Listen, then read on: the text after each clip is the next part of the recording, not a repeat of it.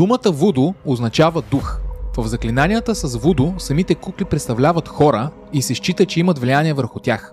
Разликата между вудо магията и традиционната черна магия е голяма, въпреки че целят едно и също нещо. Черната магия причинява болест или смърт, а вудо магията причинява прорязваща болка, но без видима телесна повреда.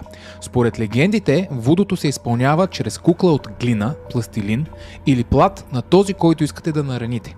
Заклинанията с вудо датират от дълбоката история на африканските и карибските култури, където възниква и се развива практиката на вудо. Този обичай има древен произход и е примес от много етнически и религиозни влияния. Въпреки че точният момент на създаване на вудо не може да бъде точно определен, счита се, че той се развива в продължение на много хилядолетия. Специфични заклинания с кукли вудо се практикуват от векове и са съчетани от традиционни африкански магически практики и влияния от местните обичаи. Въпреки че вудо може да има корени възходящи до периода на робството, самите заклинания и ритуали с кукли са продължили да се развиват и променят много през вековете. Заклинанията се използват не само за влияние върху враговете, но и за привличане на любов и защита. Вярва се, че куклите представляват душите на хората и чрез тях се управлява енергията на съдбата. Ритуалите в вудо често включват танци, музика и пеене.